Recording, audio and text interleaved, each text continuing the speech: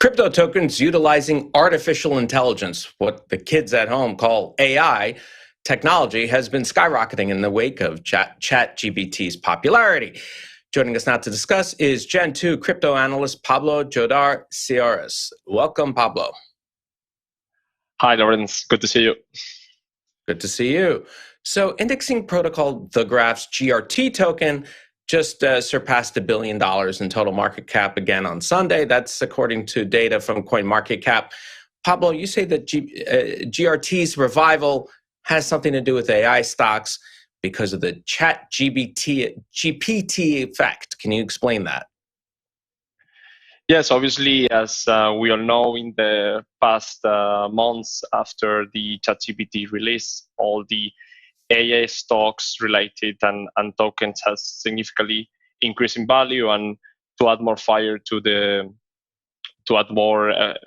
also after Microsoft announced that they were investing $10 billion in ChatGPT, all the FOMO came into the market now. But obviously, we need to be cautious and be selective in those investments now. Yeah, it seems that after that was announced, all of a sudden everybody and their mother was putting together a chat, a sort of a knockoff of it, a AI version. It's essentially, though, it seems like almost that it's just I don't want to say a glorified version of knowledge management or a glorified version of, but we've had experience with this for some time. People have used chats, open chats, if you will, for knowledge management when they're reaching out to customer service.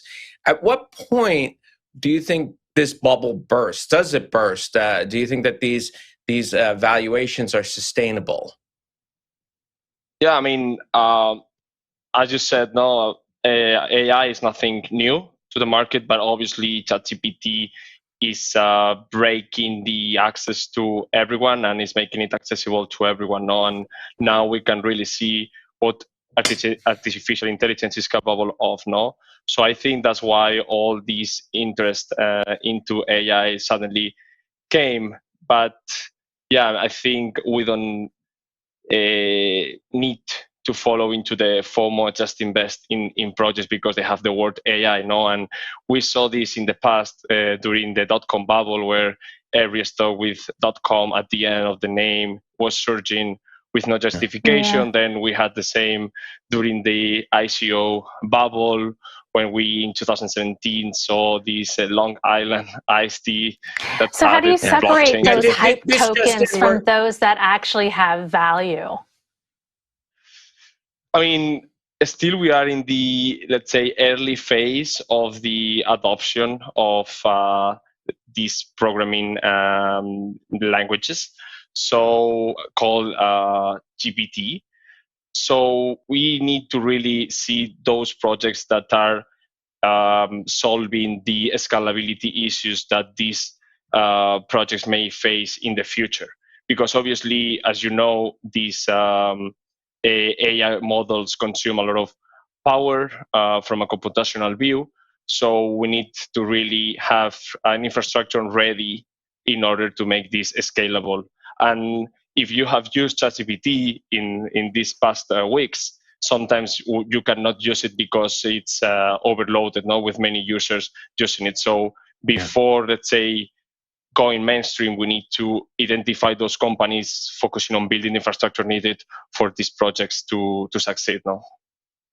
And does crypto do that?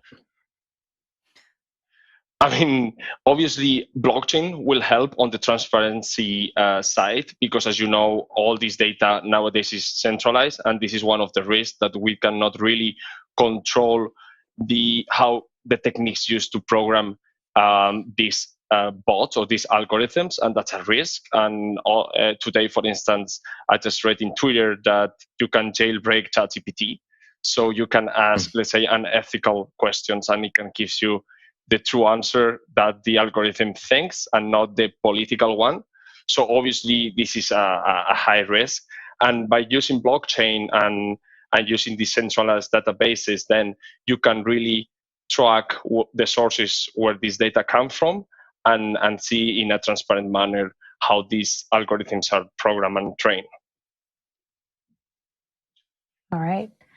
Pablo, well, I feel good about humanity. Yeah, I know. By the way, we just changed the name of the show to First Mover AI. That's our new show, by the way. Yeah, I mean, I'm really interested and looking forward to what is going to happen in the future. But as I said, we need to be cautious. Obviously, blockchain is going to help scaling artificial intelligence because, as I said, it requires a lot of computational power. So by having nodes all around the world, it can help scaling up. But again, we need to be really cautious, know what we are investing in, and then invest.